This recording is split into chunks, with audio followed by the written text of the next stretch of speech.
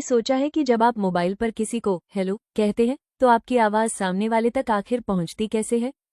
क्या वो सीधे हवा में उड़कर जाती है या इसके पीछे कोई छिपी हुई तकनीक काम करती है?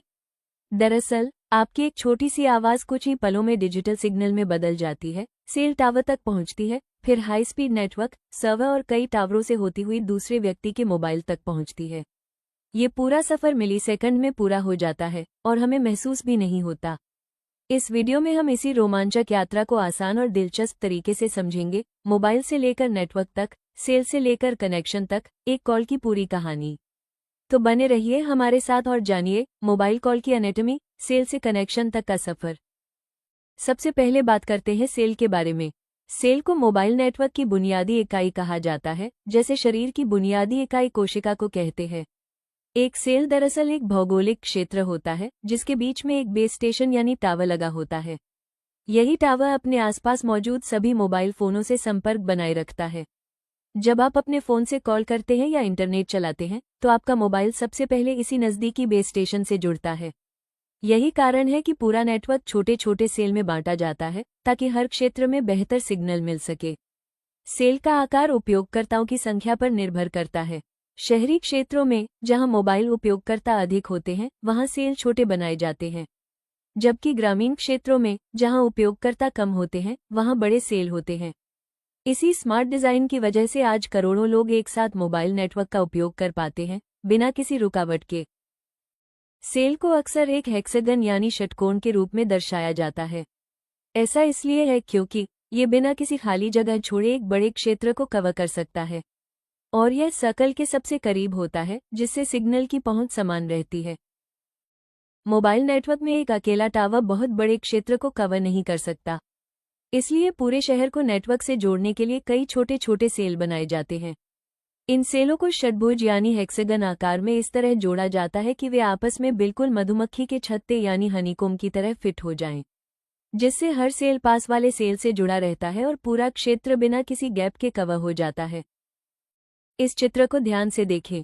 यह मोबाइल नेटवर्क के सेल और क्लस्टर सिस्टम को समझाने के लिए बनाया गया है। यहाँ हर षटकोण एक सेल है, यानी वो क्षेत्र जहाँ तक एक मोबाइल टावर का सिग्नल पहुँचता है। बीच में ए सेल है और उसके चारों ओर बी, सी, डी, ए, एफ, जी जैसे पड़ोसी सेल बने हुए हैं।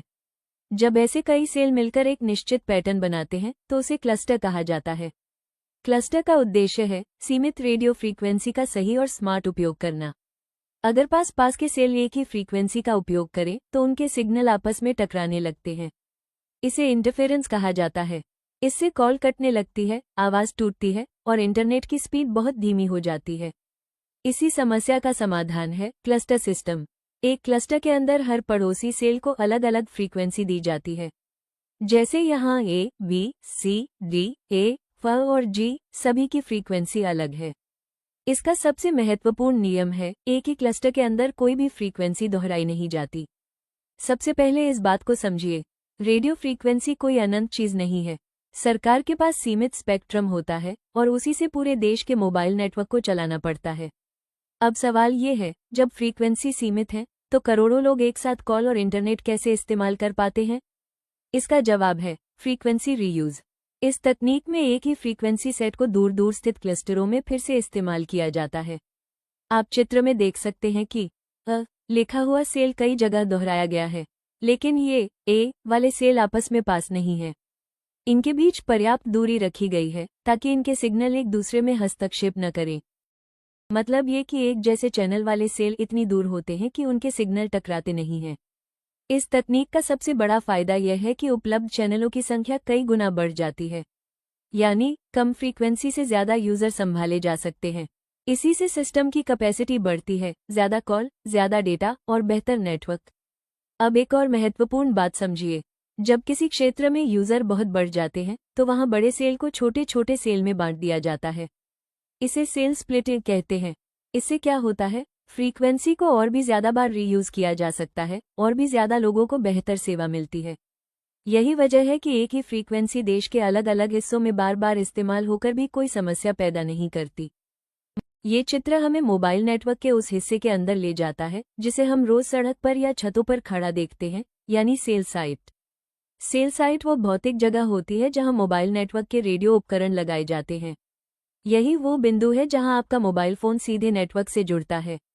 सबसे पहले नजर डालिए इस ऊंचे टावर पर। इस टावर के ऊपर लगे होते हैं एंटीना सिस्टम। ये एंटीना चारों दिशाओं में रेडियो तरंगे भेजते और प्राप्त करते हैं। यही तरंगे आपके फोन तक पहुंचती हैं और आपके फोन से वापस टावर तक आती हैं।